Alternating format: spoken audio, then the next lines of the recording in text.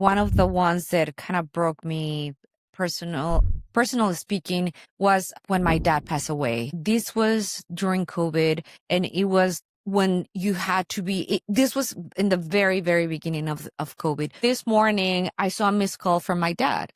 And I thought, oh, okay, I'm going to call him later. And then I kept calling and calling back, and he would not answer. And then I called my mom. I'm like, my dad is not answering. I was able to talk to my mom after a few hours. I didn't think of this is an emergency or anything, but it was until later that I was told that then my dad got COVID and he had to be hospitalized. The ambulance took him and he went straight to the hospital. Welcome to Life Chapters Podcast with Luis Vega. Welcome back to Life Chapters. My name is Luis Vega, and today's special guest is Denise Montero. She's a marketing strategist, so stay tuned because she's going to share her marketing journey. Denise, welcome. Hi. Hola, Luis. Hola. Can you tell us a little bit about who Denise is and what you do now? Yes, of course. So my name is Denise Montero. I was born and raised in Mexico. And it's funny because I have lived my whole life in the border of Tijuana and San Diego. So to me, being in Tijuana, San Diego is like my hometown, you know, where I grew up. I know I'm very familiar with this. But after working and living in San Diego, I moved to Los Angeles and San Francisco and then came back to San Diego. Okay. So now I'm here in San Diego. So yeah. I study marketing in Mexico in the University of Monterrey, Tec de Monterrey. So I have been working in marketing in Mexico and San Diego and in Los Angeles. So I've been in different areas from working in the Baja California tourism offices in Baja California and a Hispanic ad agency in San Diego and at a newspaper in Los Angeles, one of the largest newspapers in the country. Not sure if it's still in circulation, but it was a La Opinión newspaper, which it was the only daily newspaper in Spanish language. Most newspapers now are weekly. So that was the only one that it was a daily newspaper, kind of like the San Diego Union Tribune. This was printed every day in Spanish. Okay. Yeah. Now, can you tell me a little bit about how your experience living in the border of Tijuana and San Diego? Like, how was that? Well, you know, for us, it was just so easy, you know, just going back and forth. It's not anything like it is now that you have to wait in line for hours. For us, it was just like just going to get a burger or like going to the movies, you know, with my friends, my family. We're like, oh, we're just going to get a burger and come back, you know, or we're watching a movie. We had the option of watching movies on both sides of the border. It was so easy, and living near the border, you were not like scared or like you didn't have like, you know, for us, it was just so easy going back and forth, and it was fun. You know, we just get on the car, we would go to the border, wait maybe 5 minutes, and we were there. Like we would not wait at all. And then we could go from just get something in San Isidro, Chula Vista, all the way to, I don't know, Mission Valley, Fashion Valley. Like there was no problem. And it was fun because we were like doing this almost daily, you know, and now it's like you have to plan just to go across the border, you know, with enough time. And you're thinking you're going to be there for 2 or 3 hours. Back then it was something else. Yeah, nowadays it's like a part-time. Yeah. Oh, yeah. It's 2 hours crossing. Just the whole day goes by. You know? And there's a lot of people that like now they live in Tijuana, for example, and they come to San Diego to work every single day. That's like a 12, 18-hour days just crossing, working, and then crossing back. Just for that. There's a lot. I have a lot of families and friends who do that. I used to do that, but it was before the long lanes. I used to live actually in Tijuana and cross the border 5 days a week to work here in San Diego. And it was kind of like part of my life, you know, and then with time, it just got more complicated. But I know families and friends that still do that. They cross the border. They go to school. They go to work. It's kind of like, you know, part of their life. And for those that are not familiar with this border, this is one of the borders that has more traffic in terms of people crossing, cars crossing more than anything, more than any other border in the world. It's like, and the economy that brings to this border, there's a lot of economy back and forth. People living also in Tijuana and working here, or people living in San Diego and living in Tijuana. So there's a lot of cross economy in this border. It's one of the strongest border worldwide. Yeah. Yeah. That's crazy because I do see a lot of crossing happening on a daily basis. Sometimes that prevents me from going and crossing just to get a meal. I know you used to cross to the US to get like a meal for yourself. Yes. And sometimes I cross to the other side to go to like a steakhouse or something like that because the food is actually really good as well. Now, Denise, how'd you get into marketing? You know, it's funny. Kind of life took me there because when I wanted to study, I wanted to actually go through a different route. I was born and raised in Mexico, and your parents are like, no, you're sticking to this. And this is what typical Mexican parents is like, this is what is going to be good for your future. You're sticking with that and that. And I didn't want to. I actually wanted to become a marine biologist. I love animals. I love the ocean. I love nature. Back then, there were not that many options. So I knew San Diego had that, option, that career. And my dad is like, nope, you're not going. You're staying in Mexico. We're not going to go pay for that. And you're not going to go to Saudi over there. So I saw different options and I wanted something different. I didn't like the options that I had, but at the moment, I started hearing a lot about marketing. So I was like, okay, I think I like it. I think I can do this. And the more that I study, the more I like it, because it's a very complex and, interesting career. It's not like one path that you do numbers or you do this. You have many options, different things where you can work at, and it's kind of like you can go this route like public relations or market research or like communications or social media. There's a lot of things. And then at the end, you can kind of connect them and tell a story. So I started becoming very interested in marketing, and that's kind of where I went. But I feel like I love a little bit of my heart in marine biologists or animals. So who knows, maybe one day, I involve or work in that field or like helping with my marketing somewhere there, at Scripps or another facility where they have oceanography or animal themes. Who knows? Who knows where life will take us? Yeah, and you mentioned that marketing is very complex. Yeah. There's so many different things that you can do, but how will you define marketing to the person like myself that doesn't really know what marketing is? Yes, exactly. So marketing, what entails, well, for me, because maybe many people can explain it differently, or if you Google it, it's just going to give you a very simple definition. But for me, is getting your service or your product out there to the people. Tell the story. What is your product? What are you offering? So people can know who you are, what you're selling, basically. And people who are in marketing can help you with that, by promoting it, by doing a little bit of research, who are your competitors, what other people are doing, how can you do it differently? How can you tell your story? So it's basically helping the person or your organization or the service, putting your product out there, helping to promote your product out there. Just like in a nutshell, in a very simple explanation, if you want to say. And it makes sense when you're explaining it that way, because it's about how many people know what product or what services you provide. Now, from a business standpoint, what do you think most businesses don't do that prevents them from having a right marketing strategy? Probably what I've noticed is that people who have their business or, they're very good at what they do. If you're selling cakes, cupcakes, cookies, or, blankets, anything, they're very good at what they do, but they don't know how to promote it. I think they're scared of, I don't know what to do, so I'm not doing it. I don't want to spend money because I don't know if it's going to give me any return. So there's that fear of like the unknown, I don't want to spend money because I'm not sure if this is going to work. I rather continue doing blankets, and maybe share it, at a different events, or, maybe if I take a picture that will make sales. It is more than just posting something on social media. It's kind of like getting the word out, a complete strategy of like, okay, how does a blanket market is selling right now?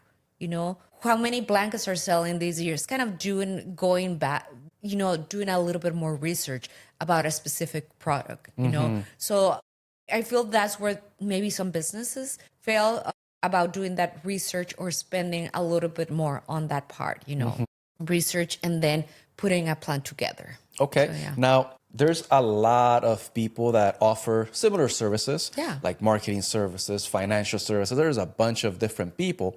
Now, what do you think makes a good marketing strategist for those people like myself that might be interviewing you, for example? What are those questions that we should be asking? That's a great question. I think it's like the content, I think, so like you said, there's many people who do the same thing as me. It's kind of getting to know you, getting to know the story. It's like right now, you're trying to tell a story about me, so it's the same way, it's the other way around. If I want to help you in your business, I need to know a little bit about your business. What have you done? What has worked in the past and what hasn't worked? It's like, well, if that hasn't worked, well, okay, let's remove it. Let's not go that way. If this has worked, let's see the results. Let's see the numbers, the data. If you're a numbers guy, so you look data, you look what numbers. So it's a little bit like that. We look at the data that we have and see what has worked and what hasn't worked. So kind of like going the same route, because marketing is very diverse, but it has numbers. So it has data. So we look at the data a little bit to see which route we're going to go.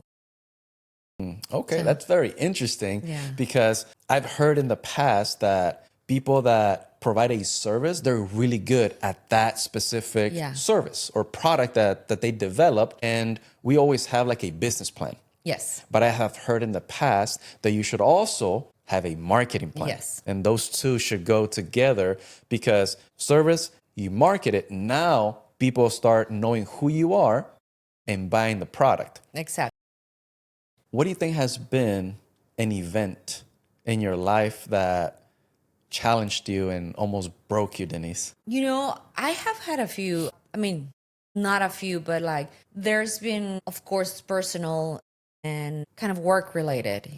One of the ones that kind of broke me personally speaking was when my dad passed away. This was during COVID, and it was when you had to be, this was in the very, very beginning of COVID. Nobody knew how it was transmitted or what was happening out there. And I remember it was this morning that it's funny. My parents used to call me by mistake, like they just dial any number and I answer, oh, sorry, I dialed by mistake. Okay, bye, have a good day. So they used to do that a lot, but by accident, right? So this morning I saw a missed call from my dad.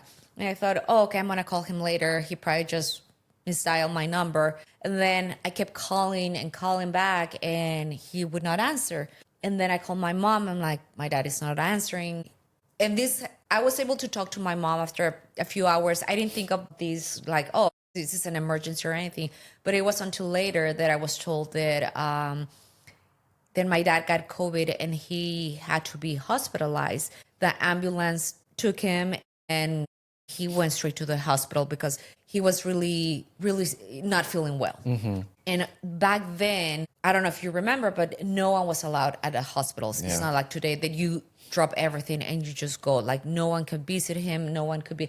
So he was alone. After the ambulance took him, of course, he was hospitalized. He was stable for a moment, but it was back then when, your oxygen levels would go down very easily. And then there was a moment where a lot of people needed oxygen tanks, right? We were trying to get oxygen tanks for him. And finally, we got oxygen tanks. And then, that's how it started first. He needed oxygen tanks. We got him oxygen tanks, and then he was stable, and then he started to get worse, and then the ambulance took him. And we thought that, some people would make it, and then we would see him again. But unfortunately, he had to be intubated, and after, many weeks, he didn't make it. So I didn't get a chance to pick up that phone call. Yeah. So I was never able to say goodbye to him. So I just wish I would pick up that phone call. Thank you for sharing. That is recent. That is very recent because COVID was what, 2020? Yeah, 21? that happened in 2021. Yeah, 2021. That is very recent. That butt dialed, that used to happen on a consistent basis and you Yeah. used to call them back. It just to show that sometimes when it just keeps on happening and happening and happening, and we just realize that it was a mistake. Oh, it was a mistake. It was a Yeah. mistake. When it does come back again, we're like, oh, it's a mistake. I'll just call back later on. Back later, yeah. So Yeah. So now I'm with my family. We're immediately like, everything's okay. Or like, if it's like in the middle of something, if it's family, we pick up everyone's calls. My mom, my sister. If we're in a meeting, we're like picking up the call. Everything okay? I'm in a meeting. Just to make sure we're checking with each other. Because that happens, and you never know when it's going to be like a real emergency or like just like oh, sorry, I dialed by mistake or things like that. And of course, like you said, that was 2021. So yeah, it's recent, and it was back then when nobody knew if how long this was going to last. If this is happening, how is this going to? How are we gonna get out of this? So everything was in the unknown. It was very recent, so it was hard because when you don't get to say goodbye to your loved ones, you think you're gonna see them again, or like, oh, okay, I'll call them next week. Or so yeah, this was a true lesson for me and my family to like kind of like don't take anything for granted. Talk to your parents more, talk to your siblings more, sons, daughters, whoever has their kids in college, make sure that you're in constant communication with them, because it's important to be in each other's life, and support each other. So, Yeah. That's a great yes. lesson to have Yeah. that communication back and forth Yeah, because you never know what you might miss. exactly. Now, through all this pain and my condolences, by the way, to your dad and the family, who helped you through all this pain? My family, we stayed together. We were closer together. That kind of put us in a closer situation. We kind of were supporting my mom as much as we could. We were trying to visit her. So it was all of us all together, kind of like, and my families, we all are very spiritual. So kind of like the power of praying kind of got us through, family praying. And yeah, we would constantly do video calls, because that's where back then, I don't know if you remember, you would video call each other. We would talk for hours. So constantly being present in each other's life, until we started being able to see family in person. That it took a long time, but yeah. I guess constant communication with our families. We're video chatting almost all day. We're cooking, and then we had the iPod or the iPad there, and then you could see all of the family members and like, what are you making? No, I'm cooking this, and we put the camera, and then we're like, oh, that looks good. And then my sister would show us what she was doing, or my mom, so my aunt, so the closest members of the family, we were like kind of showing, what we're making, or like if something, my son back then, he was young. So if he was doing some artistic project at school, he was in middle school or elementary, I can't remember. And, we would put the camera and we would show him, he was doing an art project. So kind of that helped a lot, to make us feel that we're connected, and sharing family videos. Do you guys still keep doing that? Like those videos, like Zoom, and everybody just hops on?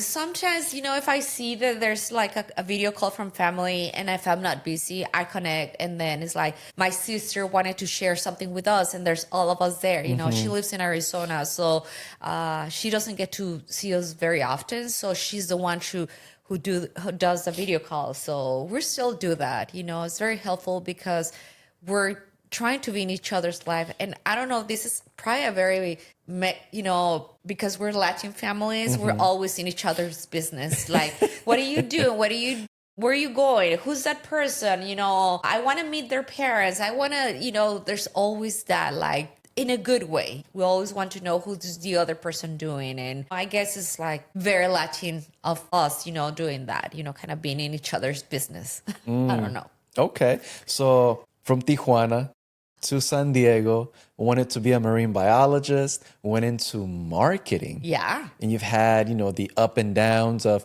losing your father, and now you're here. Yes. What stage of your life are you currently in, Denise? That's interesting, because it's so funny. I mean, okay, like I mentioned, I think there's different struggles. You go, personal and work and all of that.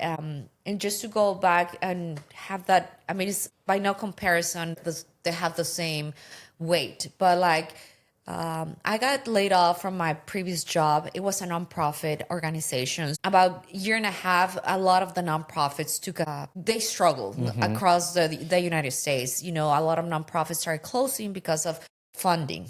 This is something that we all know because of the news and everything. So I got affected. My position got affected because of the funding. So that kind of pushed me to not just go and look for a job, but to actually start networking more. I start networking more in a way that is more mindful, with intention, not just going to events for the sake of going. I started making an effort to getting to know people, knowing a little bit about them at a personal level. And that, at the same time, of course, still applying for jobs. But networking in going to events helped me to meet a lot of interesting people and knowing more like the other people were going through same things that I was going. We started seeing that I started having more in common that I didn't think that I would have in common with these people, And let me tell you something. Growing up, I had been a very introvert person, very shy since I was a little kid. So it was like, oh no, I don't want to go and just talk to this person. It's kind of very scary to go and talk to a stranger and introduce yourself and say, hi, my name is Denise. What's your name? What do you do? That's not something that you want to do or not feel uncomfortable. And by the way, not everyone has that. It's like, that's a very natural skill. It's something you develop little by little. So my mentality was, well, if I can meet one or two people, I'm great. If I know them, if I know by name and have their contacts, that's great. So a little by little, I would start seeing them every time at different events. And I started meeting more people. And I'm, okay, now I'm going to meet 3-4 more people. And then, okay, now I know 7 people. And then the next event, I'm going to go and talk to other people, until that started becoming a natural, path for me, And I noticed networking has become a very part of who I am as a person and as a marketing, because that's how connections start happening. Real connections start happening. Real opportunities start happening. People know you. They know you by name. They know where you were and where you are right now. I started being honest and open with, I was laid off. I'm looking for a marketing job. So they started like, oh, I know this person. Come here, let me introduce you to this person. And then the connections start happening. The relations start happening. So now I have people who's like, oh yeah, I start getting, connections or references from other people that they have been noticing my work. That's how I met you. That's why I'm here today, because we met through an event at Casa Sur Hacienda. And I've been supporting Ricky from Casa Sur Hacienda for the last 9 months almost, helping him with his marketing events and all of that. And through that connection, through that environment, I have met more people who have approached me to help them with their marketing services. So I've been doing that, kind of helping them with their marketing services, working with them. And, they have different needs, everyone. And I've been meeting more people through that, through real connections. I think that networking is a very strong tool that we all can develop. It's not easy in the beginning. It's definitely uncomfortable. It's not easy, but it's just little by little. One step at a time, or one foot in front of the other one. Get small goals. I'm going to meet one person. I'm going to meet 2 people, 3, 4, until you start making this environment, this ecosystem of people that they know you, and you start to trust each other, and then with time, they're like, you're in their top of their minds because they've seen you, they know what you do. And then it's like, oh, I'm going to connect you with this person because this person knows this and that and that. And then happens, then you make the introduction. Then it's the other way around. You start introducing people to other people because you know what the other people is doing. So you start connecting people. Maybe that business is not for you, but you're helping other people in succeeding in their business. I know people, I know someone in real estate. I know someone in financial. Let me connect the two of you, so it's like supporting each other. In a way, you're becoming your own brand, and your personal brand is your most powerful tool, because people start recognizing you. So you're walking with your brand. It's kind of walking with a big sign. So people see you and they know what they're doing, and then start like connecting, you with this person, you with this, and then this with your services, what that you can do to help other people. This is where I am right now, kind of building my own small business. And for me, networking has been a great tool because that's how I know real people in person, talking to them. So. Yeah. And I'm glad that you mentioned networking because that's where we met. And can you share with us the beginning? Did you decide to go to the first event and you went? Or did you cancel? Did you talk yourself out?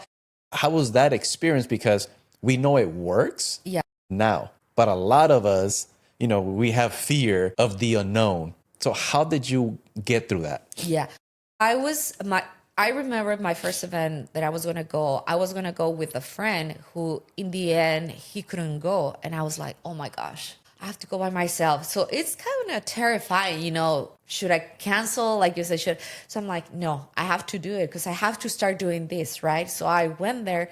And of course, I didn't know anyone. And I was like looking at the room, kind of like, like, okay, where can I go? And obviously this is so funny, but food is so comforting in all levels. People go around where the food is, so they get a drink, a glass of water, maybe a soda, there's food. And then people start like grabbing a plate of food or a snack and people start making connections there. I think that's the easiest because they can break the ice there. So I remember I went to my first event and I went where the food was.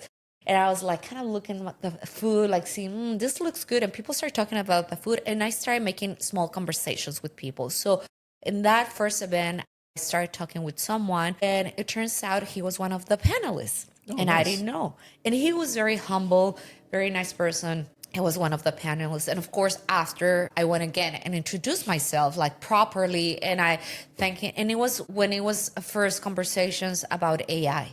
So it was like, this is great. This is very interesting because there was not a lot of talks out there about AI. So of course, was very out there, it was a very interesting conversation. And it was giving that kind of type of topics gives you space to ask more questions because people don't know about that, about that back then about AI. People still at this point, they have a lot of questions about AI. So that kind of gave me an opportunity to ask more questions after the panel. Then I made the other one connection that I made also around the food. I talked to that person as well. And in the end, I made sure this is one thing that I tried to do or started trying to do in the beginning. I made sure that I connect with that person again and I say, it was nice meeting you. We'll be in touch. So kind of make that reassurance of saying goodbye to the person that you met, kind of make that connection extra. No, I didn't just leave the event.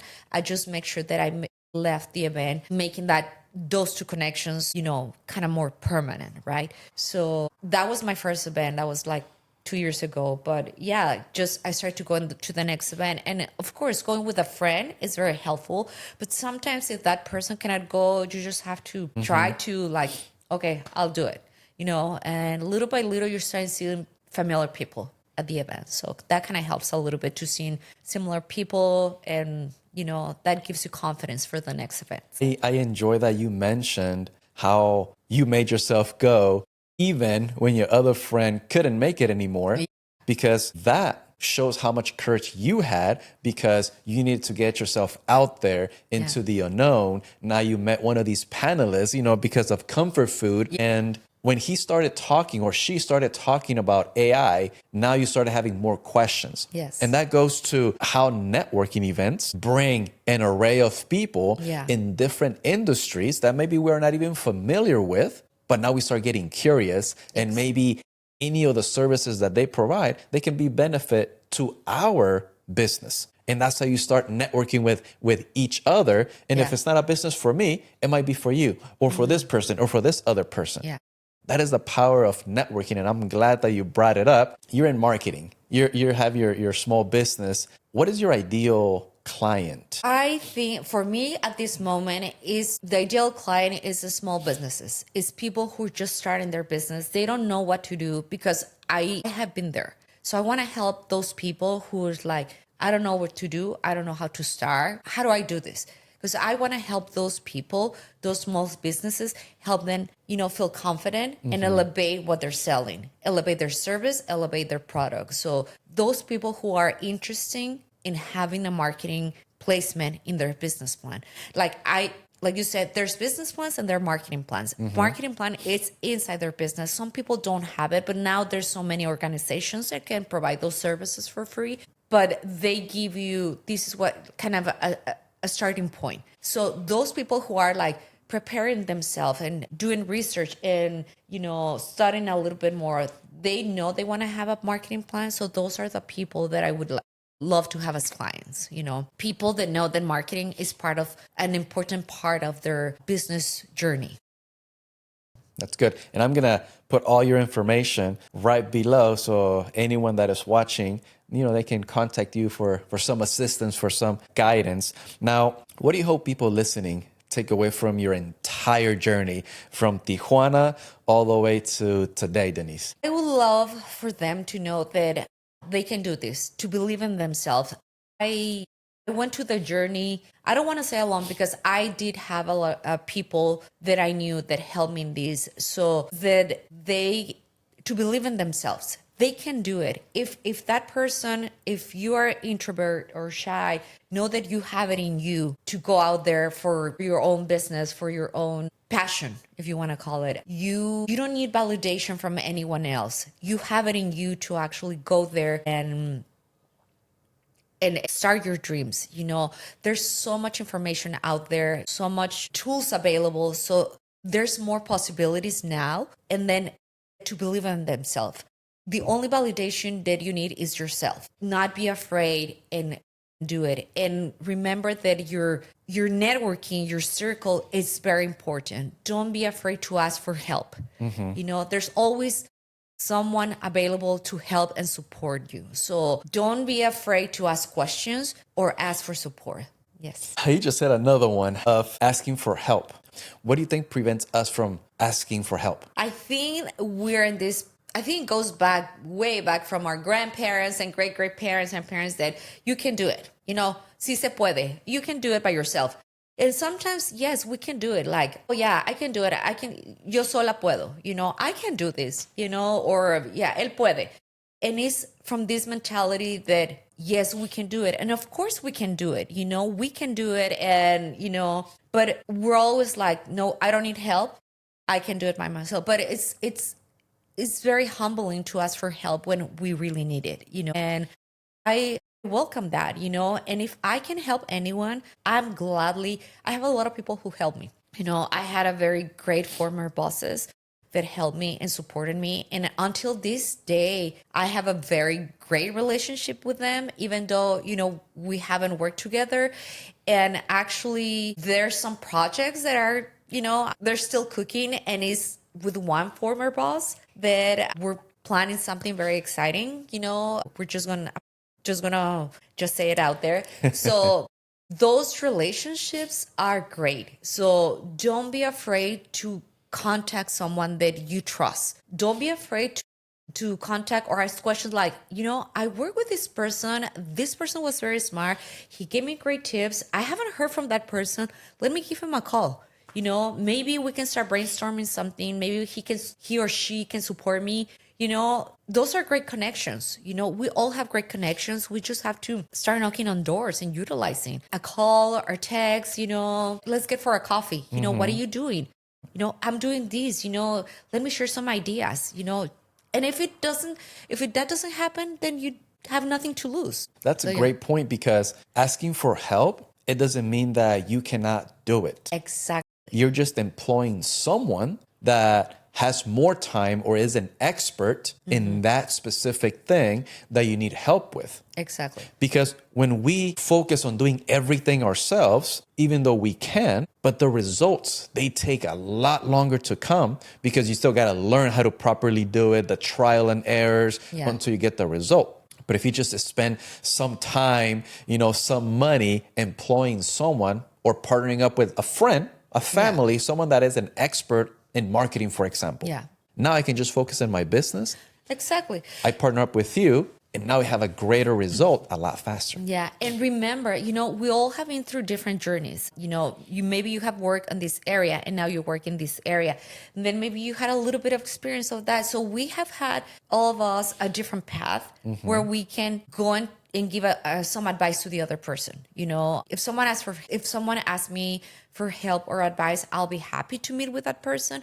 But if I know that contact or that friend, or I know that person from a previous job, and I know this person has been here and there, I want to connect with that person because maybe he or she has experience in that area, and I'm interested to launch this business, and let's do that connection, right? Yeah. So Great points. Now, Yeah. is there anything that I haven't asked that maybe you would like to share? yeah, because of my networking experience, I have met wonderful people. And one of the things that I would recommend a lot of people to do, looking for a job or starting their own business and have a lot of free time, is to volunteer and give back.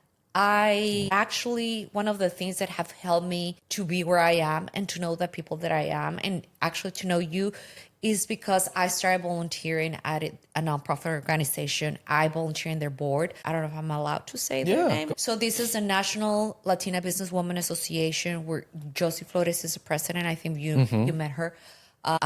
Open, her arms. She welcomed me into her organization, and I started volunteering with them. And I was sitting in their board of directors as a marketing, and I started developing skills. That I didn't know that I had before. I started meeting people.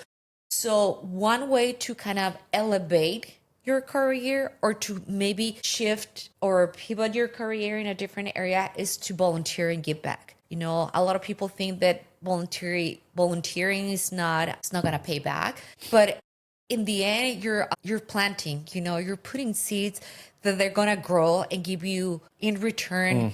You're going to pick up the return after, a certain time. You're going to pick up experience, relationships, knowledge, all of that. So volunteering is a great way to elevate or move to a different areas in your career. Giving back to the community Yes. or to anyone is the best thing someone can do. Now, why do you think people don't want to give their knowledge or their time for free? I think it's normal. We want to be valued by our work. We think our work and knowledge is valuable, and we want to be compensated. It's normal. We all think that way.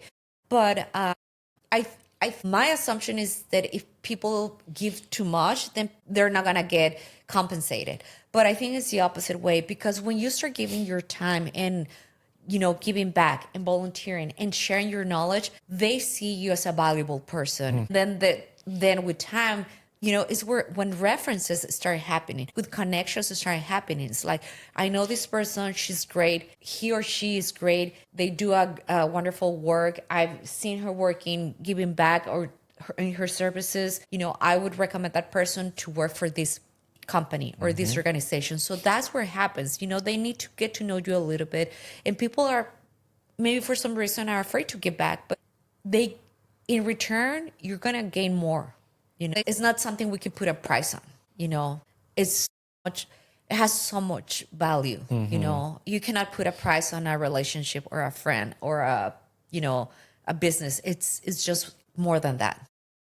Yeah, relationships don't have a price tag for sure. Yes. Because when you're helping someone, just because you want to give back all the experience, all the knowledge that someone poured onto you at some point, because we are all a project of other people pouring into us, Yeah. and then we just develop our own. Yes. And I believe that our duty is to give back to our community so others can also have the opportunity to give back to the next generation and so on and so forth, Yeah. because that's how we can get better. Exactly. I do believe in this phrase of paying forward. Yeah. You know, helping the next generation, or helping someone, not necessarily generation, but someone who wants to go into a business, wants to start something, you know, lend a hand, you know, give that person opportunities, you know. Now, Denise, as you know, I'm a financial person. I love numbers. I like planning. I like helping families get ahead whenever they need the plans to actually start working.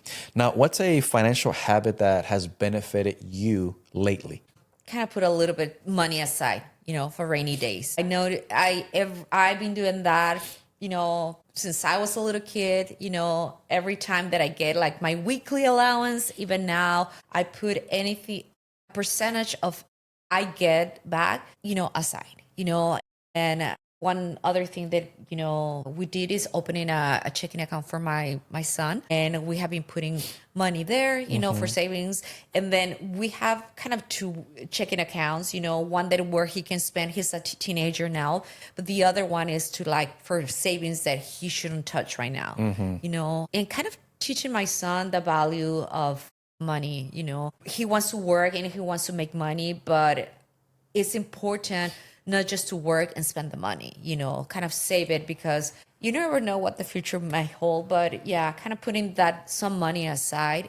And I do have some investments, you know, like I try to, okay, CDs or things like that, because it's money that I know I'm not going to touch.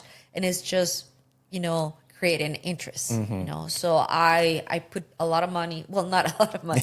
I put money aside that I know I'm not allowed to touch, and I don't even think about that I have that, you know. So Yeah, I'm glad that you're teaching your son about healthy habits of saving, what that does, because if you do not learn how to properly save from earlier age, it doesn't really matter how much money you're going to make in the future, because if you don't know how much money you can keep by those habits, then you're going to over leverage the amount of money that you're making at any point. yeah, and I think it's harder now because now everything is credit card. You know, Yeah. even if you pay something small like a, you know, candy or coffee, you just swipe your card. So it's harder to keep track of your money. Before you had $20 and then you spend, you know, $2 here, $5 then, and you know how much money you would have. Yep. So it was easy to remember. I only have $8 in my wallet. You know, I'm not gonna spend more. And with the credit card, you just swipe it. Just swipe. So he has one. So it's harder for me, for as a family, to learn, you know, don't spend too much money, you know, because you need to know how much money you're spending. So yeah. I'll give you some tips later on, because there's many ways to be able to work on that, to have a healthy financial portfolio. Now, my last question comes from my previous guest. Oh, okay. So the question is, what's a belief you had about yourself that you had to unlearn to grow? I think is that I've learned that I don't need validation to know that I'm worth it. You know, I used to think that I needed validation from family, you know, or loved ones. And I've learned that I don't need that validation, that I need that. I have always had it in me, you know. It's just there. It's in each of us. It just needs to wake up and at some point said, you know, I that belief, this is the real belief. I had this validation all the time. I'm enough, you know, I'm good enough. So that didn't just happen one night or one day. It's through the years that I noticed, you know, yeah, maybe what I had been believing before was wrong. So the validation didn't come in a way that I was thinking it is. It was always in me, and it awoken in me. Yeah. Great. Well, thank you for being here, Denise. I had a blast listening to your entire story, your ups, your downs, and there's a lot more success coming your way. And to the listeners, you've heard a great story from Denise. If you know someone struggling or that needs help, that needs a marketing plan, anything, reach out to her, share this episode with them. Remember to always pay yourself first, and I'll see you next chapter. Thanks for being part of this project to share people's journey. Like, share, and subscribe. See you next chapter.